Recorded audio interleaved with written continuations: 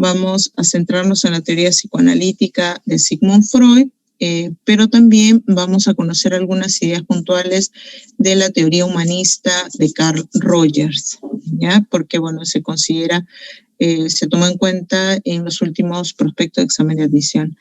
Y finalmente vamos a identificar algunos desajustes psicosociales, algunos problemas que podrían afectar a nuestra personalidad, ¿ya?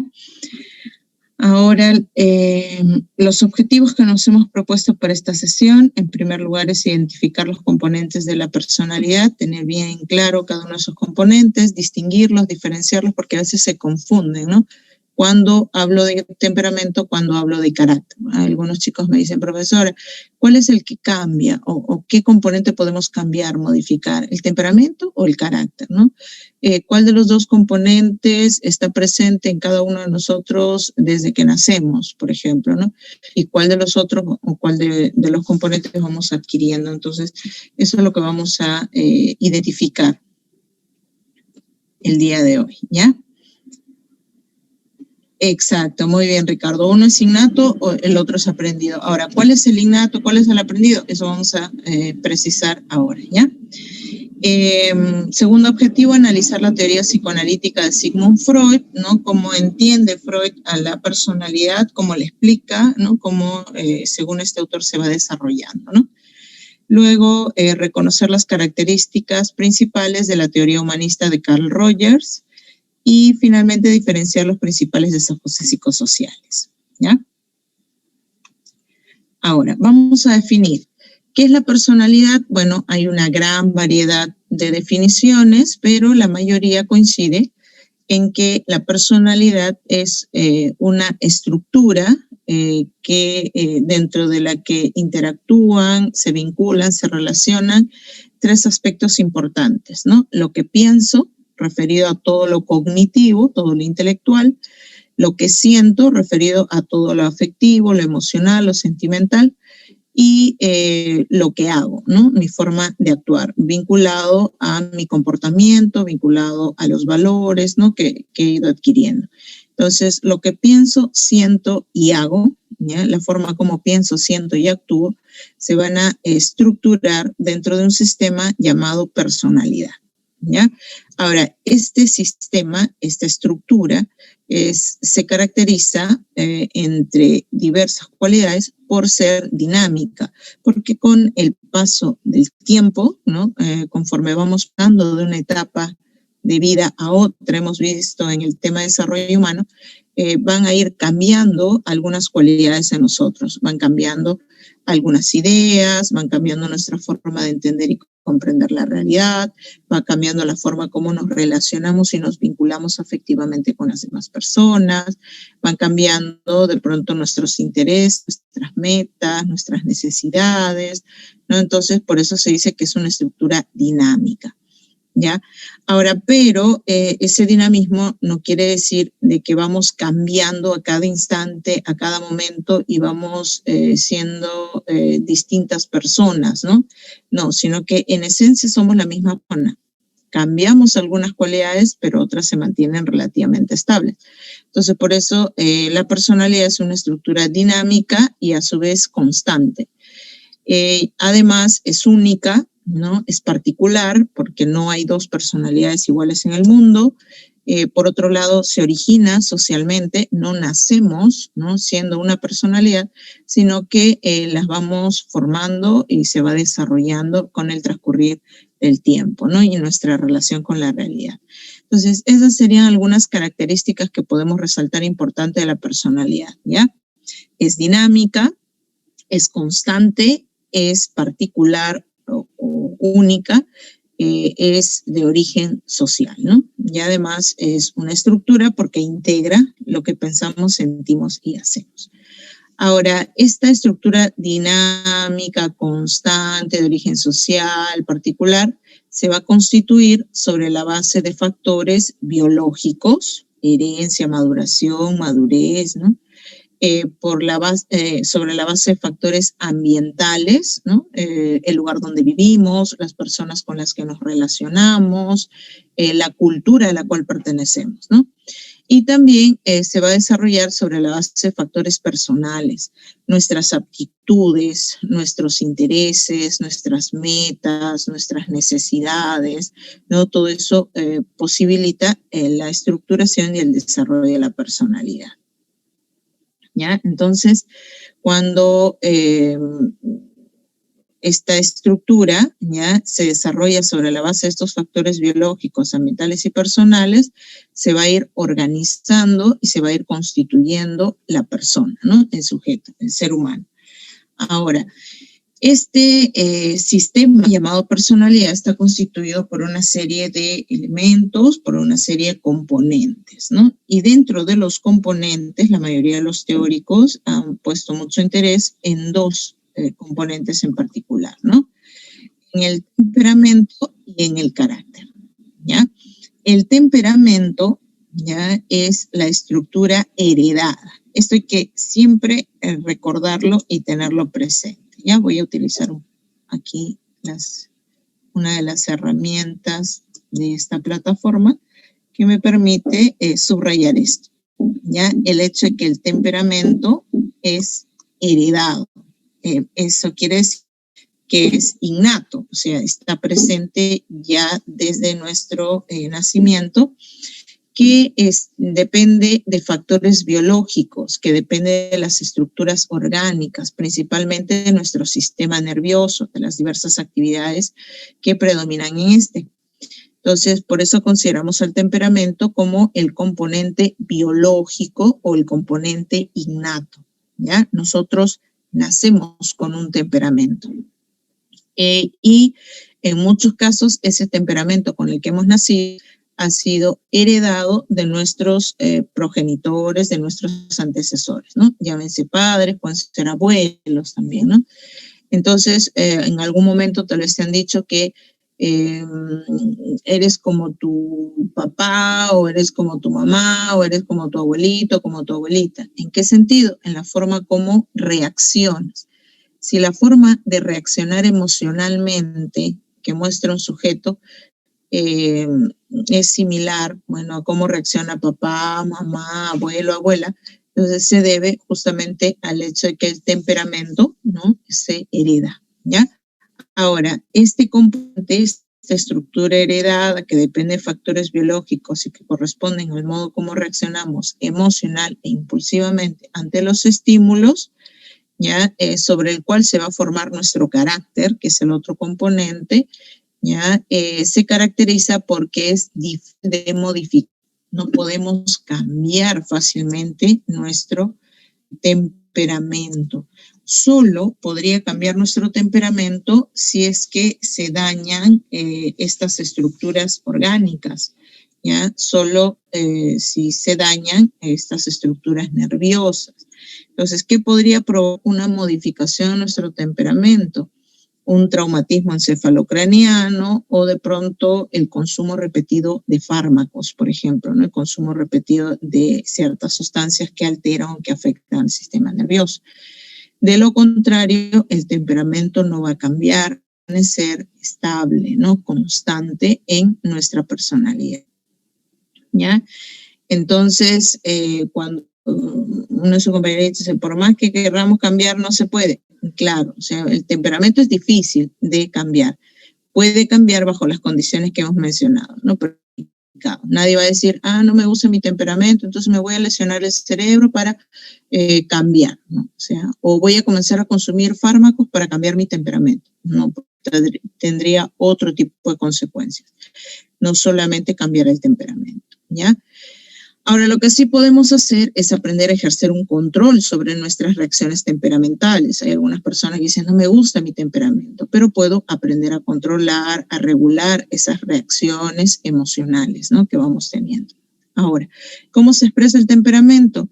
Bueno, se va a manifestar a través de la impulsividad, se va a manifestar a través de la inquietud, ¿no?, de la apatía, tal vez de la pasividad, de la inestabilidad, de la emotividad, la tranquilidad, la calma, la serenidad. Esos vendrían a ser expresiones del temperamento de muchas personas, ¿no? Entonces, hay personas que reaccionan de forma impulsiva, de forma colérica, hay personas que reaccionan de forma apática, ¿no? Entonces, eso es el temperamento, ¿ya? Cómo reaccionas emocional e impulsivamente, ¿ya?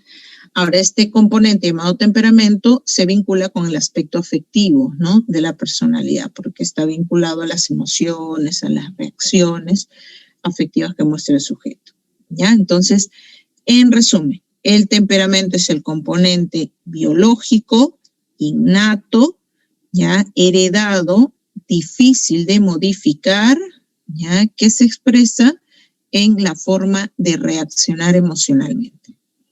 Ahora, en cambio, el carácter, ¿ya? Viene a ser el conjunto de rasgos o de cualidades que hemos adquirido socialmente, ¿ya? O sea, es aprendido, ¿ya? El carácter es el componente social, el componente aprendido, el componente moral o ético, ¿ya? Entonces, el carácter se va a expresar en la forma como nos comportamos, ¿no? Ya no cómo reaccionamos, sino la forma como actuamos, cómo nos comportamos. Y nosotros nos comportamos en función a los valores que hemos adquirido, en función a las normas o las reglas que hemos ido aprendiendo, ¿ya? Ahora, este componente permite controlar el temperamento, ¿no? Porque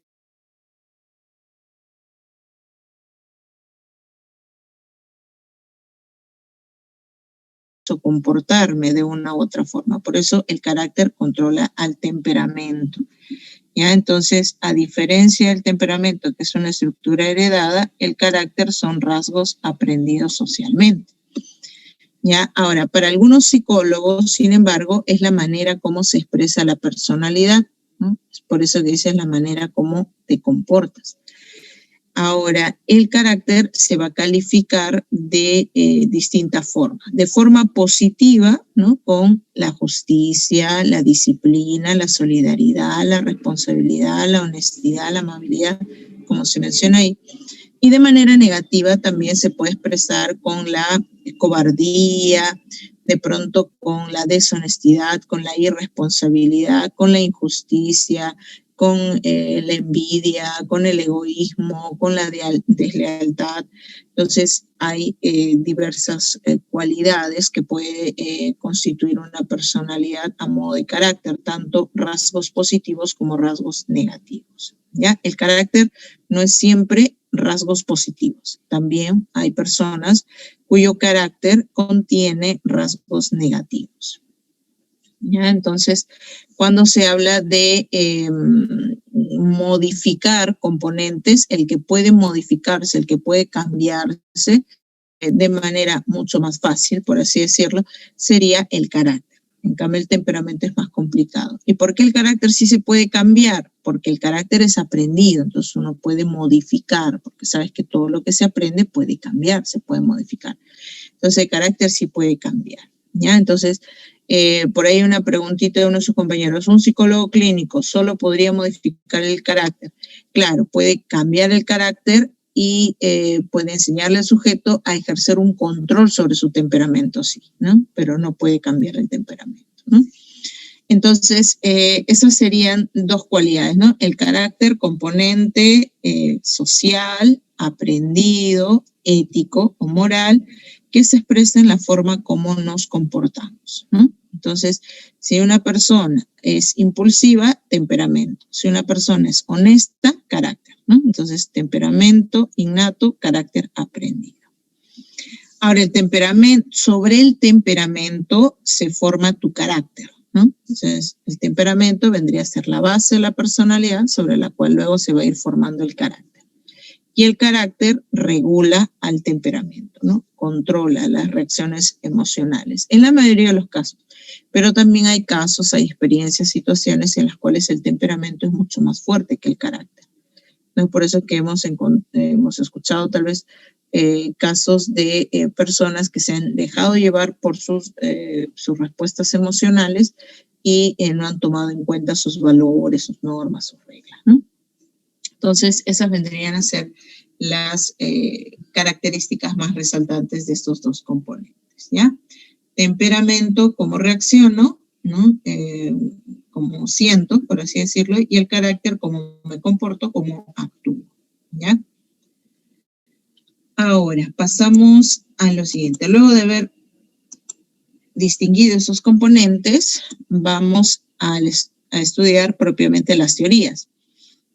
Y una de las teorías, una de las primeras teorías formales, ¿no?, abocadas al estudio de la personalidad, fue el psicoanálisis, ¿no? Este sistema teórico propuesto por el neurólogo austriaco Sigmund Freud, ¿no?, a quien se le considera como el padre, como el fundador o el máximo representante de este sistema, llamado psicoanálisis, ¿no?, que algunos vinculan con el concepto psicodinámico también, ¿no? ¿Ya? Ahora, el psicoanálisis va a ser entendido, puede ser definido de varias formas de acuerdo al aspecto que aborda, ¿no?, de la realidad del ser humano. Pero para el fundador, ¿no?, del psicoanálisis, este sistema teórico es una ciencia. Freud define el psicoanálisis como la ciencia del inconsciente. Bueno, decía que es la ciencia que estudia la mente, sus elementos, sus relaciones, ¿no? Pero puso más énfasis en aquellos contenidos que están en lo más profundo de la mente del sujeto, es decir, en el inconsciente. ¿Ya? Ahora, el psicoanálisis se puede definir como teoría de la personalidad, como método de investigación y como técnica psicoterapéutica.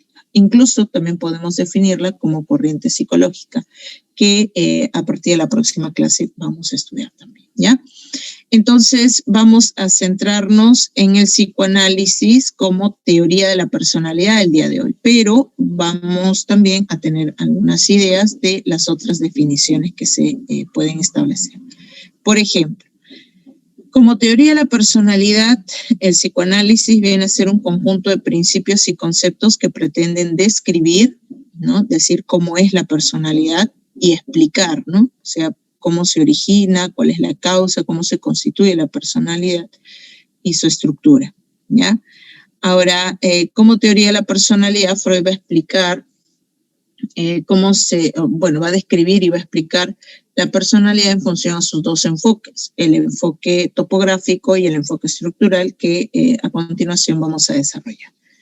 Ahora, como método de investigación, el psicoanálisis también puede ser entendido como un método de investigación, es decir, como un conjunto de procedimientos orientados a explorar el inconsciente, a conocer el inconsciente y los diversos contenidos que están ubicados ahí, que van a ir dinamizando y que van a ir influyendo en la personalidad del sujeto, ¿ya? Y como método de investigación, ya se van a plantear y se van a utilizar una serie de técnicas, ya una serie de procedimientos, dentro de los cuales está, por ejemplo, la hipnosis, ya la hipnosis, que es una técnica que induce al sujeto a un estado de semiconsciencia en la que puede recordar aquellas experiencias que ha reprimido, o sea, que ha enviado a lo más profundo del inconsciente, ¿no? Entonces, por medio de la hipnosis se puede conocer el inconsciente, o por lo menos podríamos tener una idea de esto. Ahora, el problema está en que no todas las personas pueden ser hipnotizadas, ¿no? Ni todas las personas pueden ejercer la hipnosis adecuadamente. Entonces, por eso es que Freud ya elaboró otro procedimiento, otro método que permita conocer y explorar el inconsciente. ¿Qué método? La asociación libre, ¿ya? Freud no creó la hipnosis, ¿no? Freud la hipnosis de Jean-Martin Charcot, uno de los pioneros en utilizar esta técnica para tratar problemas mentales. Charcot fue un psiquiatra francés de quien Freud va a aprender esta técnica. Pero al notar que no todas las personas pueden ser hipnotizadas y además al no poder llevar a cabo la hipnosis adecuadamente, cuentan algunas anécdotas de Freud de que no era muy bueno hipnotizando. Entonces decide elaborar su propio método, ¿no?, al que llamó asociación libre, que consistía en mencionar, digamos así, al sujeto o mostrarle, ¿no?, mencionar una palabra, un número, o tal vez mostrar alguna imagen, alguna representación y el sujeto tenía que decir lo primero que se le venía a la mente al escuchar, ¿no?, esta palabra, este número o al ver determinada imagen de manera espontánea. Entonces, este método fue muy utilizado por Freud para poder explorar y para poder explicar el porqué del comportamiento de algunas personas, ¿no?, que estaban gobernadas por su inconsciente. ¿Ya? Ahora, pero además de teoría de la personalidad y métodos de investigación, también el psicoanálisis puede ser definido como una técnica psicoterapéutica, ¿no?, que permite resolver problemas mentales, enfatizando más en problemas neuróticos, ¿no? O sea, ayudar a personas a resolver problemas no tan graves, ¿no?, en el caso de alteraciones de la personalidad, en este caso neurosis específicamente. Y si somos cada vez más minuciosos, Freud mostró mucho interés y trató a la llamada neurosis histérica, ¿no? Junto con sus colegas, ¿no?, de la época, ya de su entorno, mostraron mucho interés por el tratamiento de la histeria conversiva, que es un trastorno por el cual el sujeto convierte, ¿no?, según Freud, un contenido inconsciente en una discapacidad física, ¿no?, o en una dolencia física que no tiene una causa orgánica, ¿no? Entonces, en esta época, estamos hablando de finales del siglo XIX, inicio del siglo XX, llegaban a los consultorios médicos personas, principalmente mujeres, con ciertas discapacidades o dolencias, ¿no? Y cuando se les hacía una evaluación médica, resulta que no tenían nada, ningún problema orgánico, físico, todos sus órganos, sus sistemas estaban funcionando correctamente. Sin embargo, estas mujeres no podían ver, otras no podían hablar, algunas no podían mover un brazo, otras no podían caminar, otras padecían de dolores muy fuertes en determinadas partes del cuerpo. Y bueno, aplicando la técnica psicoterapéutica, Freud identificaba que la causa de estos problemas eran contenidos inconscientes, ¿no? Deseos, conflictos, traumas, temores, sentimientos que estaban reprimidos. Entonces, como técnica psicoterapéutica va a permitir resolver problemas mentales enfocándose en el tratamiento de la neurosis, y se utilizaron la hipnosis, en algunos casos la asociación libre, pero también se utilizó la abreacción, ¿ya?, y el método catártico o la catarsis, ¿no? ¿Ya? La abreacción entendida como aquella descarga emocional por medio de la cual un individuo se libera del afecto ligado al recuerdo de un acontecimiento traumático. La forma como Laplanche define la abreacción, ¿no? Y el método catártico, similar a la abreacción, algunos los toman por sinónimos, ¿no? Pero el catártico ya es un conjunto de pasos, procedimientos mucho más controlados, ¿no?, más rigurosos, aplicados en psicoterapia, buscando hacer de limpieza, de purga interna de aquellos afectos que pueden estar dañando al sujeto, ¿no? Por eso dice de afectos patógenos. ¿Ya? Entonces, como teoría de la personalidad, como método de investigación y como técnica psicoterapéutica, podríamos definir al psicoanálisis, ¿no? Cada una de esas definiciones evidencian también aspectos que abordó este sistema teórico. Ahora, centrándonos en la teoría de la personalidad, Freud define a la personalidad como el aparato psíquico, y él dice que el aparato psíquico está constituido por tres niveles, por tres regiones, por tres territorios, por tres capas, ¿no?, mentales, ¿ya? A las cuales les llamó consciente, preconsciente, inconsciente, ¿ya? Pero luego de este primer enfoque, de esta primera tópica, donde nos describe los territorios mentales que constituyen el aparato psíquico, nos va a explicar el dinamismo de la personalidad en función a tres fuerzas o tres agentes mentales, que son el yo, el superyo y el ello, ¿ya? Entonces, en su primer enfoque nos explica la topografía de la mente, o sea, los territorios o las regiones que constituyen nuestro aparato psíquico. Y en su segundo enfoque nos explica la estructura de la mente en función 3 instancias, fuerzas o 3 agentes mentales. ¿Ya? En su primer enfoque, Freud establece claramente esa analogía entre la mente del ser humano y un iceberg, ¿no? Es por eso la se observa aquí en la diapositiva. ¿Ya? Freud decía que el aparato psíquico, la mente del ser humano, su personalidad es como un iceberg, estos bloques de hielo inmensos, ¿no?, que hay en el mar. Entonces, de ese iceberg hay una pequeña porción que se puede observar fácilmente porque está en la superficie, ¿no? Hay otra parte de la mente que se puede observar o conocer, pero utilizando algunas herramientas, algunos recursos o instrumentos.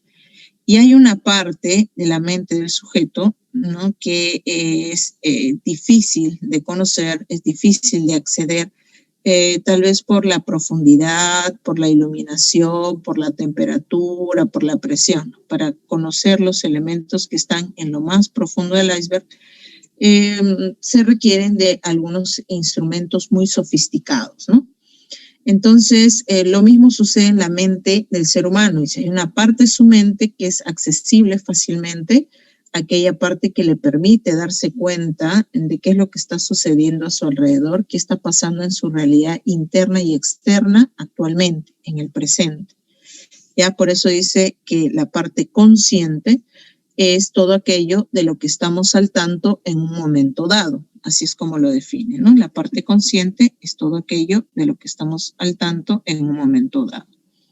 Ahora, pero dice que esta parte consciente es muy pequeña, no puede contener mucha cantidad de información, de experiencias. Entonces, aquellas experiencias que son significativas, que son relevantes, las vamos a sacar de nuestra conciencia y la vamos a enviar al segundo nivel, para que permanezcan latentes u ocultos por un determinado tiempo hasta que lo necesitemos utilizar en otro momento. Entonces, ese segundo nivel, ese segundo territorio al cual se envían algunos contenidos, experiencias que luego vamos a poder recuperar fácilmente, Freud le llamó preconsciente, ¿no? Entonces, el preconsciente es el conjunto de pensamientos, de sentimientos, de recuerdos, de deseos, de necesidades, de datos, de imágenes, ¿ya?, de experiencias en general que son llevados con facilidad al nivel consciente, ¿ya? Pero dice que hay una parte de nuestra mente que está en lo más hondo, que está en lo más profundo, cuyos contenidos no van a llegar al plano consciente con facilidad. Pueden manifestarse de diversas formas, pero no van a llegar directamente al consciente. A esta instancia, Freud le llamó inconsciente. El inconsciente es el conjunto de pensamientos, pueden ser también de sentimientos, de instintos, de pulsiones, de deseos, de anhelos, de traumas, ¿no?, de conflictos, etcétera, en extremo difíciles de llevar a la conciencia debido a la barrera que impide el paso de los contenidos del inconsciente al consciente. ¿Cómo se le llama esa barrera? Censura. Freud decía que la censura impide que lo que está en tu inconsciente llegue a tu plano consciente, porque si llegara al plano consciente podría afectar y dañar significativamente al sujeto, ¿no?, la personalidad. Ahora, estos contenidos no llegan directamente al consciente, pero se van a manifestar o van a buscar manifestarse y van a aparecer disfrazados, por ejemplo, en los sueños, tal vez en los actos fallidos, en los lapsus, ¿recuerdas? El lapsus linguae, el lapsus calamis, pueden aparecer disfrazados por medio de los chistes, por medio del humor, o también, bueno, pueden aparecer disfrazados con síntomas conversivos, ¿no?, con el trastorno conversivo o la histeria conversiva como se le conocía inicialmente. Entonces, sabemos nosotros que hay diversas formas en las cuales se van a manifestar los contenidos inconscientes, ya que no pueden llegar directamente al consciente. Ahora, como Freud quería explicar que la personalidad es dinámica, ya con este primer enfoque no quedó muy conforme. Entonces decide elaborar un segundo enfoque, una segunda tópica, donde sí se observe ese dinamismo que hay en la personalidad. ¿ya? Y en este segundo enfoque nos va a explicar cómo se estructura la mente, ¿no? Cómo se estructura el aparato psíquico. Y nos dice que el aparato psíquico se estructura en función a 3 fuerzas, 3 agentes, 3 instancias. ¿Cuáles son? El ello, el yo y el superyo. De los 3 agentes o de las 3 fuerzas, el primero que forma parte de nuestra personalidad es el ello. Freud dice que el ello es la fuente de la energía del eros y del tánatos, ya que son los instintos de vida y de muerte respectivamente, porque Freud decía que el ello contiene los instintos vitales y mortales. Los instintos vitales son aquellas fuerzas que nos impulsan a preservar nuestra existencia, aquello que nos impulsa a comer, a tomar agua, a descansar, a practicar deportes, a llevar a cabo actividades que benefician, ¿no?, al sujeto. En cambio, el instinto tanático o el instinto de muerte es aquella fuerza que nos impulsa a llevar a cabo conductas destructivas, agresivas, autodestructivas incluso, ¿no? Entonces, aquello que impulsa a un individuo a fumar, a ingerir alcohol, a consumir sustancias tóxicas, a practicar estos deportes extremos, por ejemplo, los cuales el mínimo error le podría costar la vida al sujeto, eso está impulsado por el instinto tanático, dice, ¿no? Por el instinto de muerte. ¿Y dónde encontramos estos 2 instintos? En el ello, ¿ya? Entonces, cuando se habla del ello, ya contiene estos instintos, por ende es el agente instintivo, es libidinal, es ilógico, es irracional, es amoral, es egoísta, que busca siempre gratificación inmediata, ya que está gobernado por el principio del placer. Al ello no le importa dónde, cómo, ni cuándo se satisfacen sus necesidades, ¿no? O de pronto sus requerimientos en determinado momento, ¿ya? Entonces, ese es el primer agente que va a constituir nuestro aparato psíquico y que va a predominar, va a estar solito desde que nacemos hasta que cumplimos el año y medio de vida más o menos, o sea, los 18 meses. Desde los 18 meses hasta los 3 años promedio se va a ir desarrollando el segundo agente. ¿Cuál es el segundo agente? El yo, también llamado ego. Este agente es el brazo ejecutivo de la personalidad que busca resolver el conflicto continuo entre el ello y el superyo, siguiendo el principio de la realidad. Entonces, el yo es el agente o la fuerza que va a conectar al individuo con su realidad. Es el que tiene los pies sobre la tierra, dice, ¿no? Y que toma decisiones bajo o previas evaluaciones de los pros y los contras de cada una de las situaciones en las cuales se encuentra. Entonces, el yo decide, tiene la última palabra, es el que va a dirimir entre si se hace lo que exige el ello o se hace lo que demanda el superyo, ¿ya?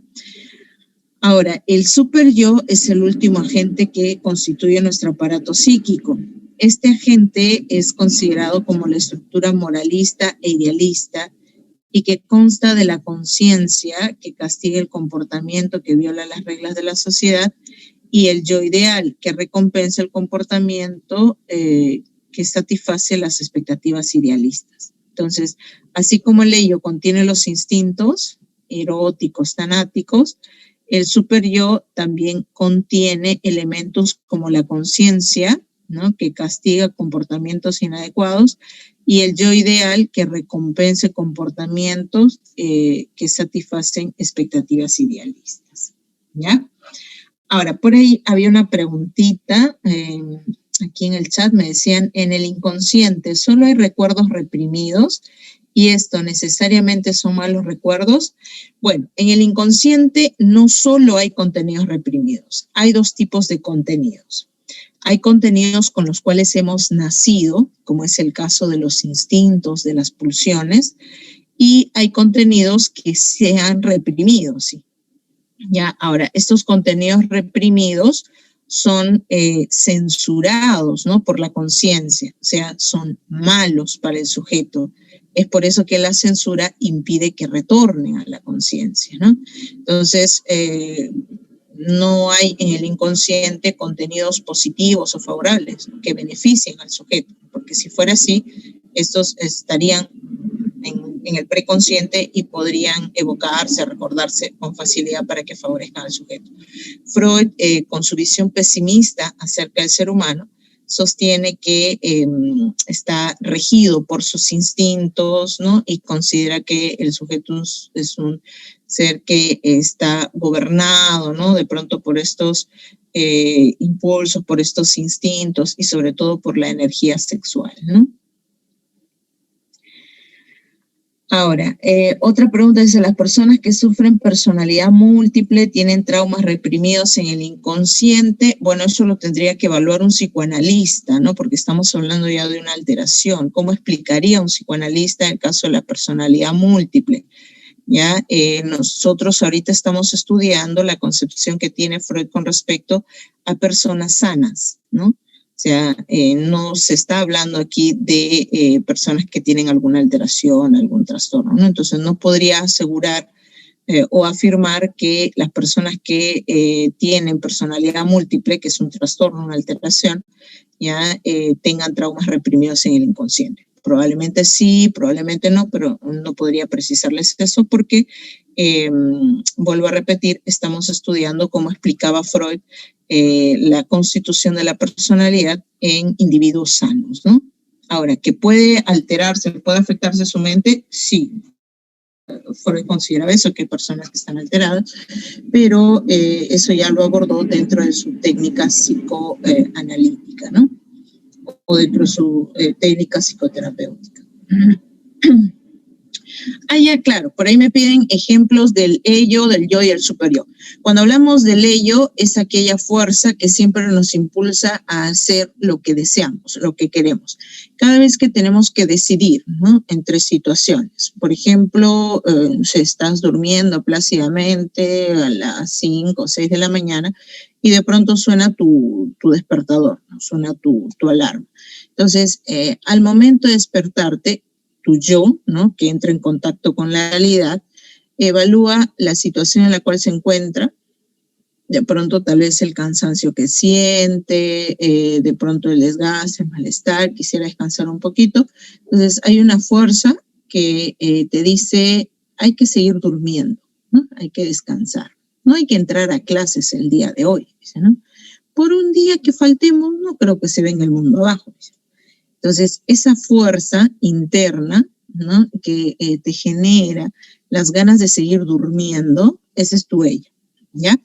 Pero ni bien está surgiendo en ti esa fuerza, ¿no?, surge otra fuerza que te impulsa a levantarte, de pronto a alistarte o a preparar tus cosas, preparar tu desayuno, no sé, a ayudar tal vez, ¿no?, en casa, a hacer algunos quehaceres, preparar probablemente el almuerzo, etcétera, ¿no?, dependiendo de las actividades. O sea, hay una fuerza que te dice, quédate, sigue durmiendo, y hay otra fuerza que dice, levántate, ¿no?, que ya la hora va transcurriendo, se te va a hacer tarde, tienes que entrar temprano a tus clases, no puedes faltar, ¿no? Tienes que aprovechar al máximo las oportunidades que te está brindando tu familia, entonces estudia, ¿no? Entonces, esa fuerza que te dice, quédate, tu ello.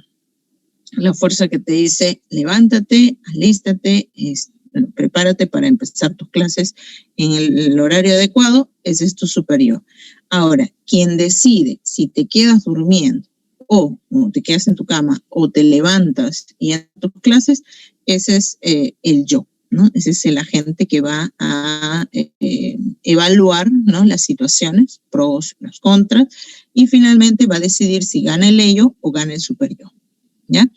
Entonces, eso vendría a ser una forma, ¿no?, de explicar este agente. Ya en los dibujitos animados, en las películas, en las series, no sé si habrás notado que cada vez que un sujeto tiene que tomar una decisión, siempre aparece un diablito, ¿no?, que le dice que debe hacer lo que desea, lo que quiere, ¿no?, que se preocupe por sí mismo, que sea egoísta, pues, ¿no?, que piense en él. Y hay o otro elemento, un angelito, ¿no? Que le dice que haga lo correcto, que piense en los demás, que cumpla con su deber, ¿no? Entonces está el sujeto que tiene que decidir, que vendría a ser el yo realista, y hay dos fuerzas, ¿no? Que van a ir ejerciendo presión para que puedan ser satisfechas, ¿no? Ya sea lo que quiero o lo que debo hacer, ¿ya? Entonces, el ello está gobernado por el principio del, aquí vamos, acá. El ello estaría gobernado por el principio del placer, ¿ya? Aquí está. El yo está gobernado por el principio de la realidad, ¿ya? Porque es el agente realista. Y el super yo es el que está gobernado por el principio del deber, ¿ya? Lo voy a escribir acá porque aquí no lo han detallado, ¿ya? Entonces, sí, principio del deber. ¿Ya? Ese vendría a ser...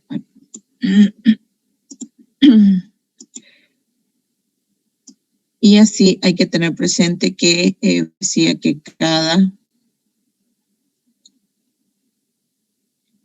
agente está gobernado por un principio, ¿no? O en todo caso, cada fuerza o cada instancia está por un principio. ¿Ya? El ello innato y el yo y el super yo aprendidos. El ello está en cada uno de nosotros solito desde antes de nacer hasta que cumplimos los 18 meses promedio. Desde los 18 meses hasta los 3 años se desarrolla el yo, y desde los 3 a los 5 o 6 años se desarrolla el super yo. Entonces, el último agente en constituir nuestro aparato psíquico es el super yo. ¿Ya? Entonces, eso vendría a ser una descripción general acerca de estos dos enfoques, ¿ya? A continuación, vamos a presentar a modo de síntesis algunas de las características importantes del id, del ego y el superego, ¿no? El id o ello, recuerda, el ego o yo y el superego o superyo, ¿ya? Son las otras denominaciones con las cuales se les conoce a estas fuerzas que constituyen el enfoque estructural, ¿ya? Bueno, acá se menciona que el id o ello es la parte primitiva de la psique, compuesto psicobiológicos heredados, fuente de energía psíquica, ¿no? Freud decía que era la realidad psíquica verdadera. ¿Ya?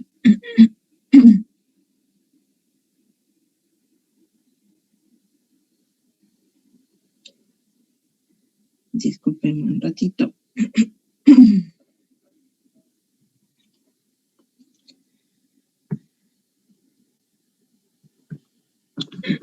Además dice que funciona conforme al principio del placer, reduce la tensión, controla la acción refleja y se caracteriza por procesos primarios de pensamiento, que según Freud viene a ser la realización de los instintos, de los deseos, ¿no? Eso es lo que prima.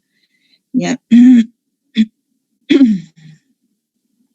Ahora es totalmente inconsciente. Algo que caracteriza al id es que es totalmente inconsciente, ¿no? En cambio, el ego y el superego tienen una parte consciente, una parte preconsciente y una parte inconsciente, ¿ya? Ahora, el ego, o también llamado yo, es el que controla, bueno, sirve y controla al id o al ello, administra la personalidad, utiliza una serie de facultades psicobiológicas, como por ejemplo el para satisfacer las necesidades o demandas del ello. Distingue entre lo objetivo y lo subjetivo, ¿no? Porque es el realista, evalúa las situaciones, obedece el principio de la realidad, se caracteriza por los procesos secundarios del pensamiento, ya, gracias a los cuales, según Freud, el sujeto consigue integrarse y adaptarse al medio, ¿no? Estaría vinculado más ya con los procesos mentales como la percepción, el pensamiento, el recuerdo, ¿no? Mientras que los procesos primarios se centran más en los instintos, los deseos, ¿ya? Es consciente, preconsciente, inconsciente, lo que mencionábamos, y es mediador entre el id y el superego y también lo externo, ¿no? Y afronta lo externo. Ahora, el superego, el superyo, bueno, tiene dos funciones. Tiene la conciencia para distinguir entre lo bueno y lo malo, y el ideal del ego o el ideal del yo, ¿no? Que busca la perfección, ¿no? del sujeto. Es el componente moral, recuerda, es el que ejerce la censura, que impide que hagas cosas malas, y si las haces te genera sentimientos de culpa, de vergüenza. ¿Ya? Es primitivo en el neurótico. Bueno, una persona cuya mente está alterada, su superego es primitivo, pues, ¿no? La persona cuya mente está alterada predominaría más su ello, ¿no? Ahora, promueve el autocontrol, inhibe los impulsos del id, es preconsciente e inconsciente y se opone, ¿no? al id y al ego, ¿ya? Entonces, esas vendrían a ser algunas cualidades que nos van a ayudar también a comprender un poco mejor cada uno de estos agentes o de estas fuerzas, ¿no? según Freud. Ahora, Freud decía que la relación que existe entre estos subsistemas está referido a reducir la tensión, básicamente, ¿no? Freud decía que el objetivo de la psique, ¿ya? o de la mente, el aparato psíquico, es la reducción de la tensión que proviene de la búsqueda del placer. Esta energía proviene del ello, ¿no? Nosotros sabemos que el placer, ¿ya? es el principio que gobierna este agente, ¿no? Entonces, en muchas ocasiones, el buscar o el deseo, la necesidad de satisfacer ciertas necesidades pueden llevar al sujeto a sufrir de algunos problemas. Ahora, el yo es quien se va a encargar de mediar las exigencias que operan el ello, el superyo y la realidad. Cuando estas exigencias que tiene cada uno de estos agentes es muy fuerte, ¿no? es muy demandante o incluso es antagónica, puede provocarle al yo de pronto ciertas alteraciones o problemas, como es el caso de las neurosis. Entonces Freud dice que para evitar, ¿ya? que el sujeto caiga en una neurosis debido a la tensión, debido a las exigencias de los otros agentes y de la realidad, se van a utilizar una serie de estrategias llamadas mecanismos de defensa, ¿no? que lo utiliza el yo inconsciente, ¿no? O sea, sin darnos cuenta, utilizamos una serie de estrategias que nos permiten aliviar grados de tensión, que a continuación vamos a mencionar algunas de las más importantes. Ahora, el superyo, al derivarse el yo, hace las veces de freno moral o contrafuerza de las preocupaciones prácticas de este último, con lo que se establece una serie de directrices que definen y limitan la flexibilidad del yo. Bueno, esto es extraído del libro de Fadiman y de Freyer. ¿Ya? Ahora, ciertas partes significativas del yo y del superyo pueden permanecer en un estado inconsciente. De hecho, normalmente son inconscientes. Esto significa que la persona ignora todo lo relacionado con sus contenidos y que se requiere considerable esfuerzo para adquirir conciencia de ellos. ¿Ya? Entonces, las partes más significativas, ¿no? del yo, del superyo incluso, suelen permanecer inconscientes, no son inconscientes, ¿ya? Pero de una u otra forma van a buscar manifestarse también. Les decía que dentro de la teoría de Freud, él propone que hay un conjunto de mecanismos de defensa que son estrategias elaboradas por el ego o por el yo inconsciente. No te vas a olvidar, ¿ya? El yo inconsciente.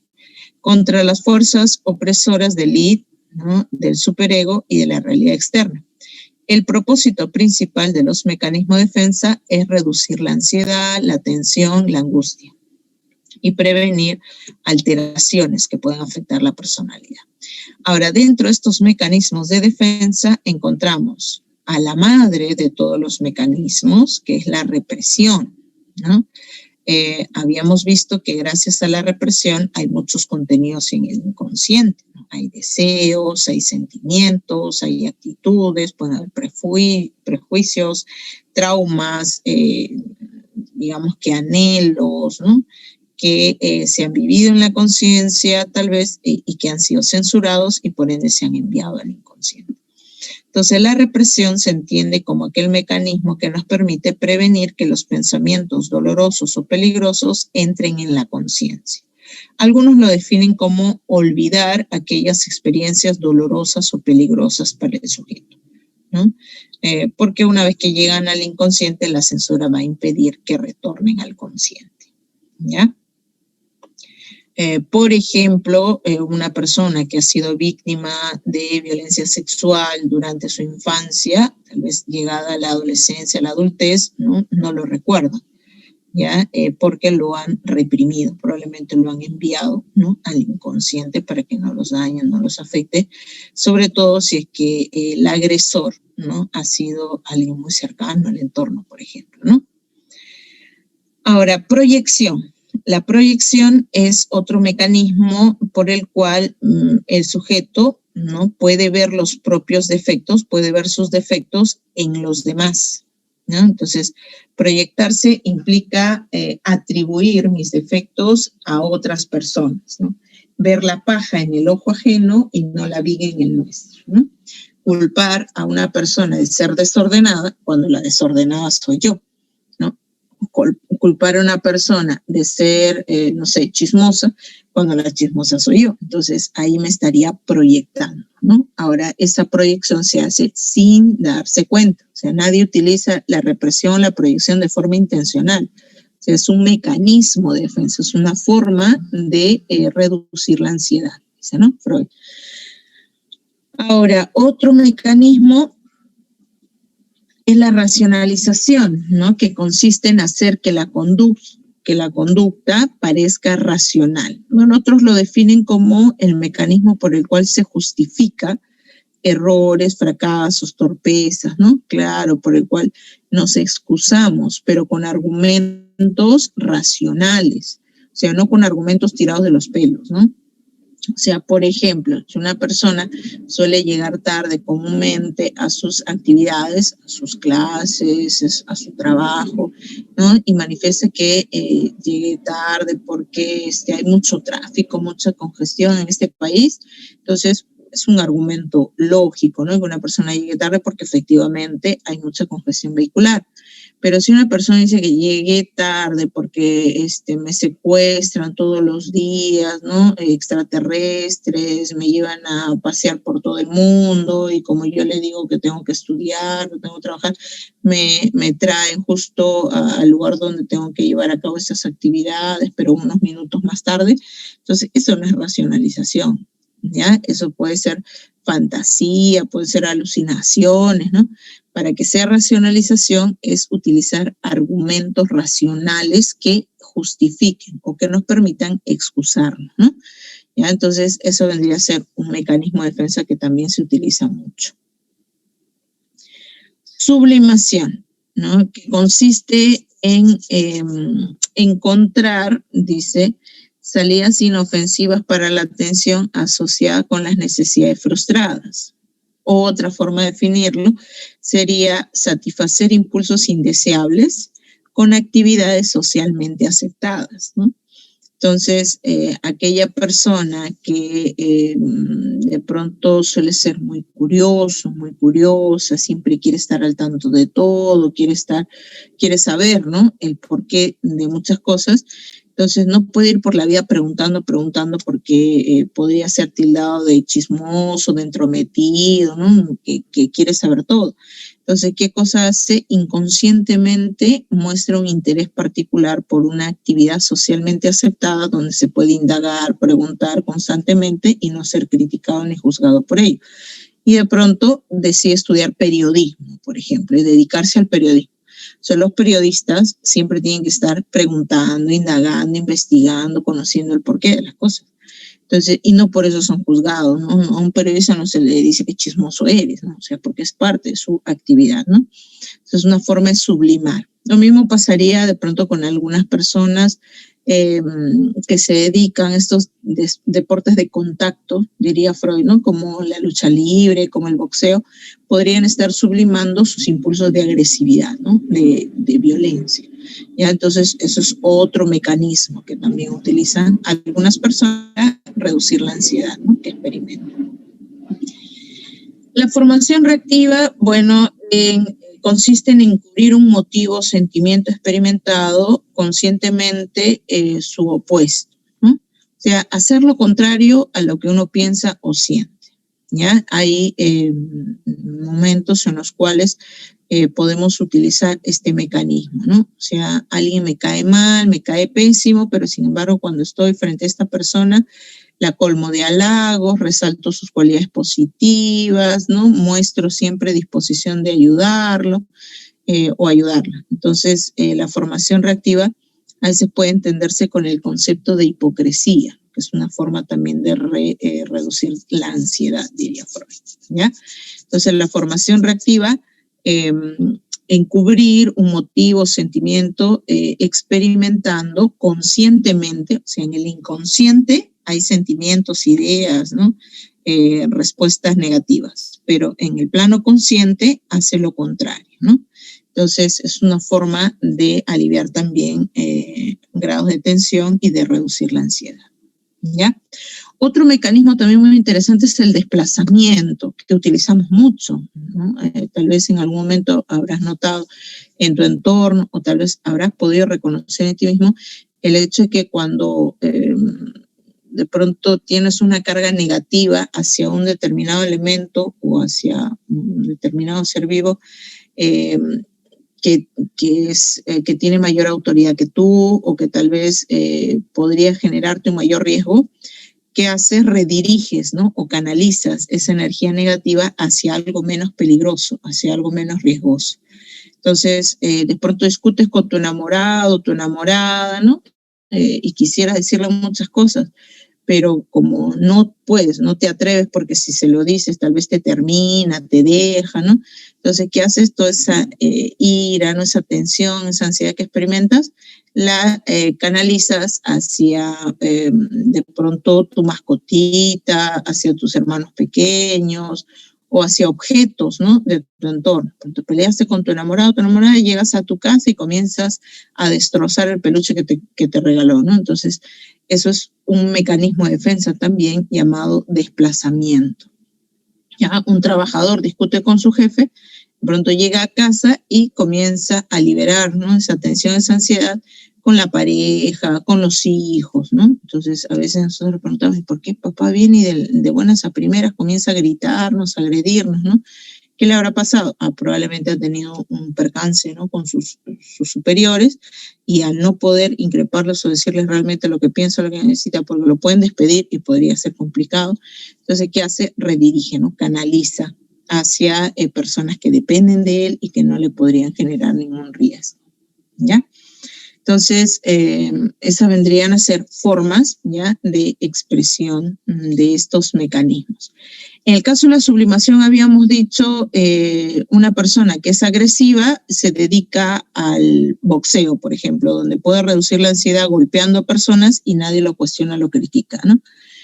O de pronto de ser muy curioso y querer saber todo, se dedica al periodismo, ¿no? Donde puede investigar, preguntar, indagar y nadie lo critica o lo cuestione para ello, ¿ya? Recuerda que sublimación es satisfacer impulsos inadecuados con actividades socialmente aceptables, ¿no? Entonces serían formas de expresión de estos mecanismos, ¿ya? Ahora, además de explicar cómo está constituido el aparato psíquico, ya sea por territorios o regiones, según la topografía del aparato psíquico, o ya sea por los agentes, Freud también nos explica cómo se va desarrollando la personalidad desde el punto de vista sexual, ¿no? Nos establece su teoría psicosexual, que tiene una relación con su teoría de la personalidad directamente, ¿ya? ¿Cuáles son? Por ejemplo, bueno, hay que tomar en cuenta que Freud dice que el desarrollo psicosexual del ser humano se da en 5 etapas, ¿ya? Desde que nacemos hasta que llegamos a la adolescencia, bueno, a la etapa adulta, ¿no?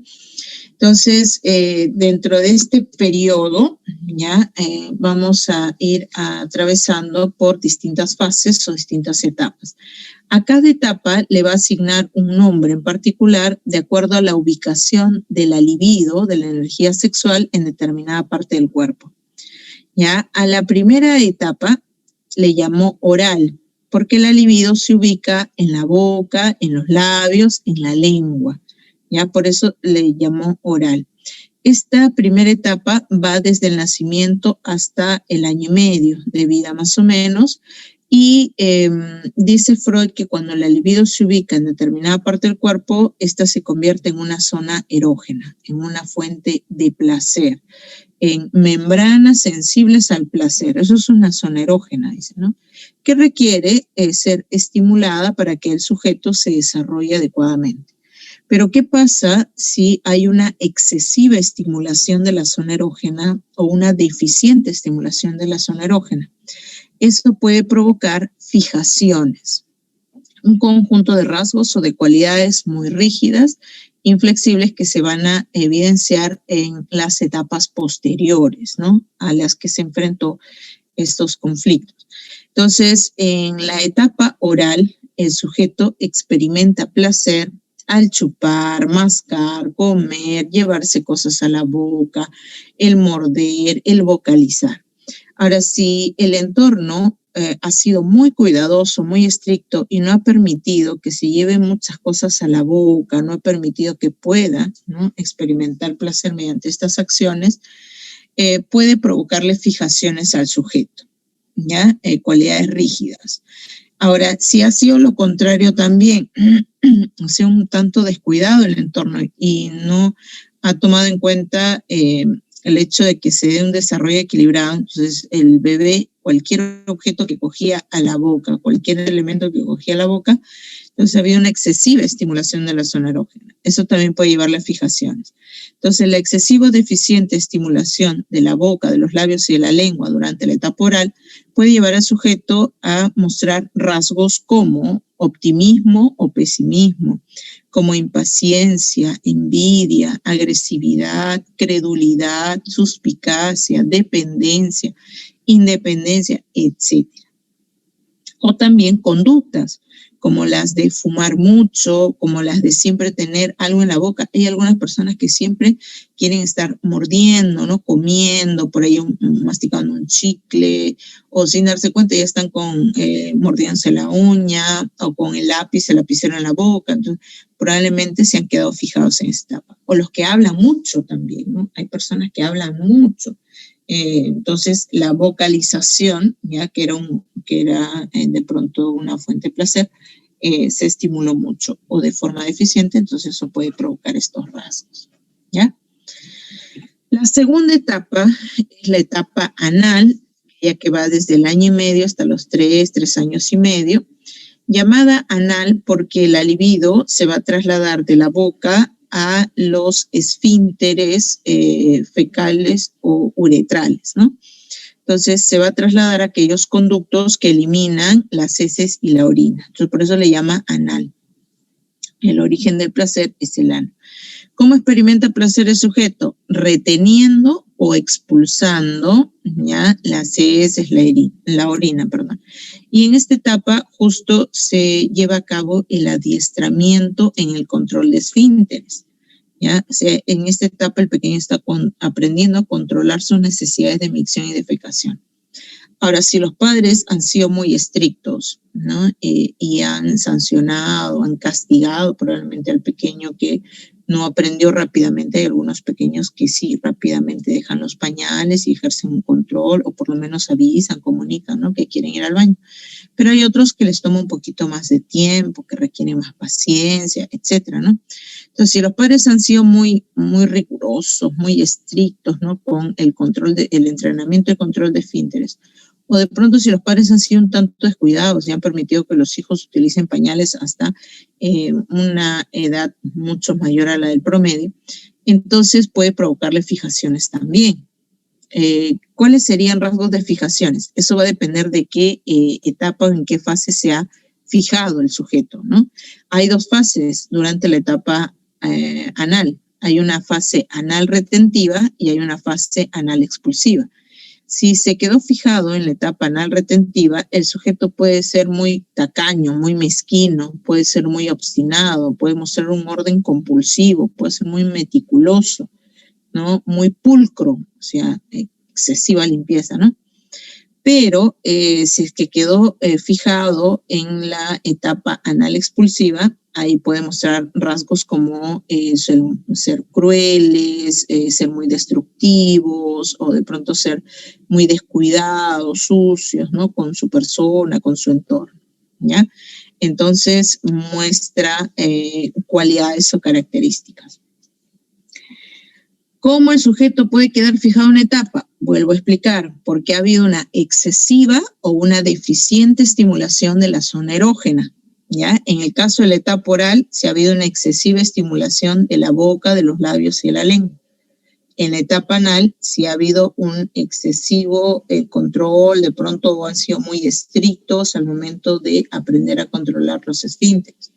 De pronto, si el pequeño le dice, tienes que avisar para ir al baño, y de pronto avisa cuando ya no puede aguantarse, por así decirlo, y se moja los pantalones. Entonces, ¿qué hace el entorno? Le grita, le insulta o tal vez hasta le pega, ¿no? Entonces, si ha sido así, muy estricto, o por el contrario, si no les han enseñado a controlar sus esfínteres en el tiempo establecido, ya pueden generar estas fijaciones, ¿ya? Ahora, lo mismo sucede en la siguiente etapa, en la etapa fálica, edípica, ¿no? De 3 a 5 o 6 años más o menos se desarrolla la etapa fálica, que proviene de falo, que significa pene, ¿no? Genital masculino. Ahora, en esta etapa, la libido se traslada de los esfínteres a los órganos genitales, ¿ya? ¿Cómo se experimenta placer en esta etapa? Al ir explorando el cuerpo, también mostrando curiosidad por el cuerpo de los demás, y también al tocar los genitales, ¿no? Entonces, esta es la etapa en la que ya se muestra el autoerotismo, o conocido coloquialmente como la masturbación. O sea, el sujeto de esta etapa ya experimenta placer tocando sus genitales. Ahora, lo que debe hacer el entorno es orientar, ¿no? Esta etapa, este proceso, ¿no? No decirle que está mal, gritarle o castigarle porque toca sus genitales, es parte de su conocimiento a nivel corporal, pero sí hay que explicarles que hay tal vez un momento, un espacio, ¿no? Para poder hacerlo, porque de lo contrario, si son muy estrictos, pueden provocarles fijaciones que se va a ver reflejado en su relación con los demás, ¿no? Ser una persona tal vez muy cohibida, ¿no? Muy tímida, o ser ya muy excesivamente sociable, hablador, ¿no? O tal vez ser una persona muy casta, muy pura, o ser una persona muy promiscua, ser una persona muy orgullosa, o tal vez excesivamente humilde, dejar que los demás pasen por encima de ellos, ¿no? Entonces pueden ser diversos los rasgos de fijación durante esta etapa. Ahora, ¿por qué le dice edípica? ¿Por qué se le conoce como fálica edípica? Porque Freud dice que entre los 3 a los 6 años surge el complejo de Edipo, ¿no? Y el complejo de Edipo negativo, que posteriormente sería llamado complejo de Electra, ¿ya? El complejo de Edipo es el deseo sexual que siente el niño hacia la mamá. Complejo de Electra, deseo sexual que siente la niña hacia el papá. Ahora, el sentir deseo sexual hacia el padre del sexo opuesto, en general es hacia las personas del sexo opuesto, pero como son nuestros padres con quienes estamos la mayor parte del tiempo interactuando, entonces se da hacia nuestros padres. Ahora, el niño muestra deseo o muestra un interés muy particular, busca estar siempre cerca al padre del sexo opuesto, y el padre del mismo sexo se convierte, digamos que en el rival, y genera en el pequeño mucho rechazo, ¿no? Un alejamiento, ¿ya? Entonces, como el niño desea sexualmente a la mamá, dice Freud, va a buscar llamar la atención de la mamá, va a buscar que esté distanciado, por así decirlo, del papá, ¿no? Ahora, pero llega un momento en que el pequeño comienza a experimentar temor, miedo, a que el papá se dé cuenta que desea, ¿no? A la mamá sexualmente, dice, ¿no? Entonces, debido a ese temor, el pequeño dice, mejor me voy a comportar como mi papá, voy a actuar como mi papá, para que cuando sea grande pueda estar con una mujer como mi mamá, dice, ¿no? Superando así ese complejo. O sea, el niño ya deja de desear a la mamá y busca comportarse como el papá, ¿ya? Para que cuando sea grande pueda encontrar una mujer como su mamá, ¿ya? Entonces, ¿a qué se debe esa identificación? Bueno, Freud decía que en el pequeño surge el llamado complejo de castración. O sea, es el temor a que el papá se dé cuenta que desea a su mamá y le corte su órgano genital, dice, ¿no? Ya, su falo, por eso le llama complejo de castración. Entonces, como no puedo de pronto alejar a mi papá de mi mamá porque es su pareja, entonces mejor me voy a identificar con él, mejor voy a comportarme como él, para que así cuando crezca y sea un adulto, ¿no? Pueda encontrar a una mujer o pueda hacerle atractivo, pueda gustarle a una mujer igual que mi mamá, ¿no? Entonces, así es como supera, dice, su complejo. Y además, al identificarse el niño con el papá, asume sus normas y sus valores. Es ahí donde adquiere al último agente o a la última fuerza, que es el superyo. Freud dice que el superyo surge cuando se resuelve el complejo de Edipo, ¿no? Y lo propio sucede en las niñas, cuando se resuelve el complejo de Electra, ¿no?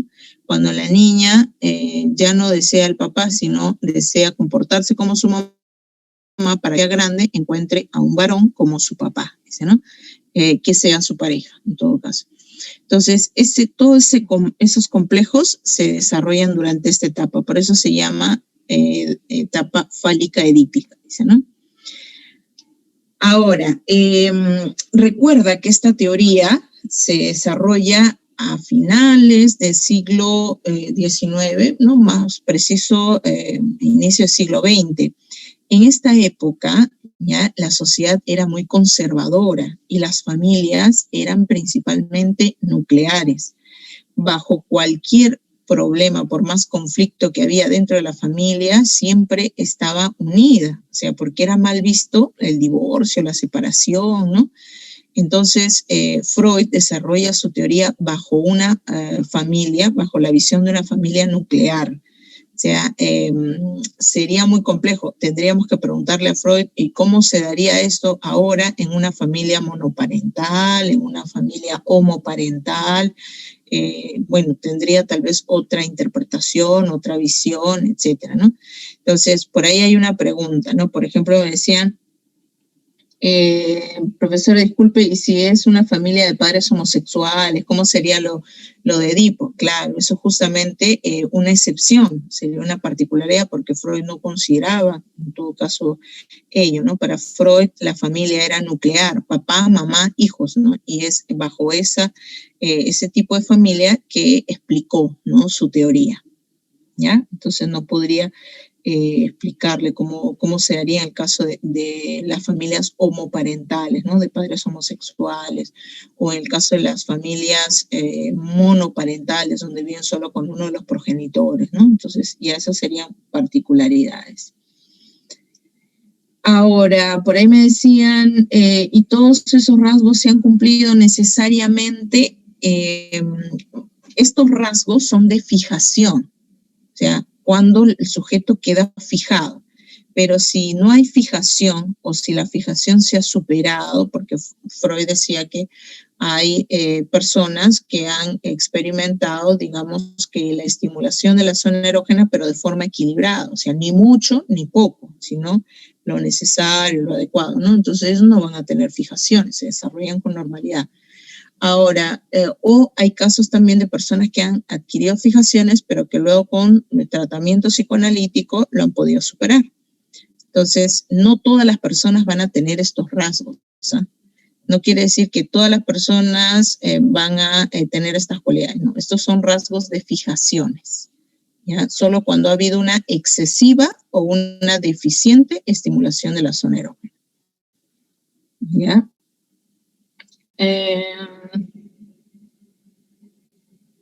En el caso de las fases en la etapa anal, el anal retentivo, el anal expulsivo, ya ahí hay que tomar en cuenta el anal retentivo, ¿ya? Y el anal expulsivo depende de el pequeño, de cómo está experimentando el placer. O sea, hay momentos en los que en un primer momento los pequeñitos experimentan placer al retener, al aguantarse el ir al baño, ¿no? O Entonces, hay pequeñitos que están con sus piernitas cruzaditas, ¿no?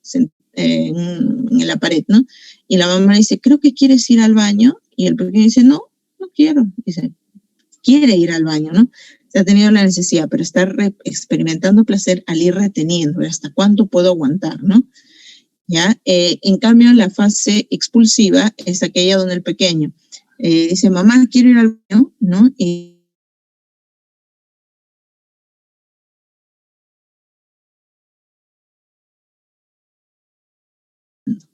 ¿ya? Entonces, si en esos momentos ha habido fijación, ¿no?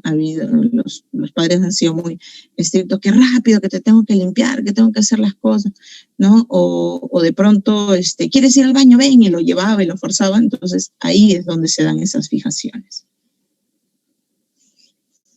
Los conflictos podrían ser resueltos en el futuro pese a que ya hayan pasado la etapa correspondiente, sí. La terapia psicoanalítica te puede ayudar a resolver problemas de fijaciones, diría, ¿no? Aunque sean en etapas posteriores. Porque en general se van a manifestar en etapas posteriores, ¿no? La fijación no siempre se va a fijar, se va a manifestar en el momento que se da, ¿ya? Sino ya en la etapa de la adolescencia, en la etapa de la adultez, ahí es donde se van a manifestar estas fijaciones. Ya. Continuamos entonces. Para eso tendrías que buscar de pronto especialistas, ¿no? Psicoanalistas propiamente, ¿no? Tendrías que buscar por ahí consultorios, ¿no? Psicoanalistas para que puedan abordarse esos problemas. Desde la visión psicoanalítica, claro, ¿no? Bueno, luego de la etapa fálica viene la etapa de latencia, donde la libido se inhibe, no hay manifestación de libido aquí, ¿ya? El placer se logra al aprender, al adquirir capacidades, habilidades, ¿no? O sea, como que la energía sexual se inhibe, como que se va a hibernar, a dormir, no se manifiesta, ¿ya? Entonces, al no haber manifestación de libido, tampoco hay fijaciones en esta etapa. O sea, en la etapa de latencia no hay fijaciones. ¿Ya? El sujeto está más preocupado por aprender, por relacionarse con otros, por llevar a cabo su actividad lúdica, el juego, ¿ya? Y por desarrollar su conciencia. Cuando vuelve a manifestarse la libido, la pubertad, en la etapa de la adolescencia, etapa la que Freud llamó genital, en esta etapa el sujeto experimenta placer al establecer contactos heterosexuales, o sea, establecer contacto íntimo con otras personas, y también a la productividad, ¿no? O sea, ya el sujeto comienza a producir como individuo, ¿ya? Y por ende tampoco hay fijaciones en esta etapa, ¿no? Lo que se busca es que el sujeto muestre una combinación armoniosa de los rasgos pregenitales y que desarrolle o que muestre una salud mental que para Freud era la capacidad máxima para amar y trabajar, ¿no? O sea, aquella persona que puede amar a otra persona y que puede trabajar, que puede producir, muestra salud mental, ¿no? O sea, sano mentalmente, ¿ya? Entonces, esas vendrían a ser las etapas del desarrollo psicosexual. Para Freud, las etapas más importantes son las tres primeras: oral, anal y fálica. ¿Por qué? Porque durante esas tres etapas se forma el aparato psíquico. ¿Ya? Nacemos con el ello, en la etapa anal adquirimos al yo y en la etapa fálica adquirimos al superyo. Entonces, Freud decía que la personalidad está determinada por las experiencias sexuales infantiles, lo que abarca las tres primeras etapas de vida. ¿Ya? Ahora, luego de la teoría de Freud, vamos a conocer algunas ideas puntuales de la teoría humanista de Carl Rogers, ya este psicólogo norteamericano que consideraba que toda persona nace con una tendencia básica por realizarse y mejorar el organismo que representa. Ya para Rogers, la tendencia a la realización es innata, ¿ya? Ahora, su teoría deriva de la práctica clínica que tiene como eje la confianza radical en la persona. De ahí el hecho de que Rogers es uno de los principales representantes de la teoría humanista. Se centra, ¿no?, en la persona y muestra un rechazo del papel directivo del terapeuta. O sea, la terapia a la cual acude un sujeto no debe girar en torno al que ejerce la terapia, sino a quien recibe la terapia. ¿ya? Ahora, dentro de su teoría hay algunos conceptos importantes como el de autoactualización o autorrealización, que a decir de Rogers es la tendencia humana para mejorar el sí mismo, para desarrollar todo el potencial que tenemos. Es la única tendencia que el individuo posee dentro de sí, que es innata, ¿no? Las otras influencias, ¿no? Factores que pueden ir presentándose en el transcurso de la vida también pueden influir en su personalidad, pero hay una tendencia con la cual nacemos, que es la tendencia a la autoactualización o la autorrealización. Se orienta al mantenimiento y despliegue del organismo y además la autorrealización no es un estado, sino un proceso continuo, ¿no? Una búsqueda constante del desarrollo, de la mejora del sí mismo. ¿Ya? Ahora, dentro de la teoría de Rogers también hay un concepto que es el self, ¿no? Que sería análogo al yo de Freud, ¿no? Entonces él decía que en cada persona hay dos tipos de self, digamos así, ¿no? Hay dos yo. El self o el sí mismo ideal, que es lo que pretendemos ser a futuro, y el sí mismo real, que es lo que somos realmente, las cualidades que poseemos, ¿no? Que se han ido desarrollando. Por eso dice, contiene las cualidades verdaderas o reales de la persona, incluida la tendencia a la realización. El sí mismo real podría ser suprimido, ¿no? Entonces, ¿por quién podría ser suprimido? Por el self ideal, ¿ya? Entonces, dice que constantemente la persona busca que su self real, que su yo real, alcance a su yo ideal, ¿no? Ahora, a veces la persona logra, ¿no? Ese desarrollo, lo que soy, lo que quiero ser, ¿no? Entonces, trabajando en lo que soy, alcanzo lo que quiero ser a futuro. Pero hay otras personas que su yo real es distinto a su yo ideal, ¿ya? Y generan algunas contradicciones y conflictos que pueden llevar al sujeto a experimentar alguna desorganización, ¿no? En su personalidad, para lo cual requiere una terapia, ¿ya?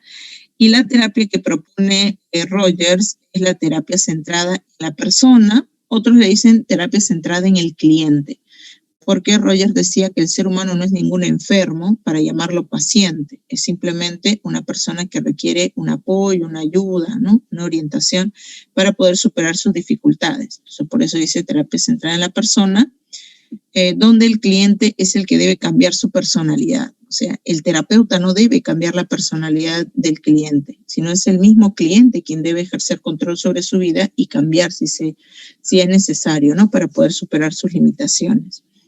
Ahora, la terapia centrada en la persona consiste en explorar los sentimientos y actitudes de los clientes hacia sí mismos y hacia los demás, mostrando una aceptación incondicional, ¿no? O sea, el terapeuta debe aceptar incondicionalmente al cliente que está recibiendo la terapia, sin emitir juicios, ni cuestionarlo, ni criticarlo, ¿no? De por qué se siente así o por qué está pasando esto. O sea, no debe juzgar, simplemente debe ayudar a que el sujeto pueda superar sus dificultades por sí mismo, ¿no? Entonces, esa es la visión humanista que tiene Rogers con respecto a el ser humano, ¿ya? Y bueno, su principal aporte es su terapia centrada en la persona. Ahora, finalmente, chicos, vamos a ver que la personalidad, debido a las diversas exigencias o demandas, ¿no? Que recibimos del entorno, las experiencias que se van teniendo, pueden verse afectadas, pueden ver, ¿no? Por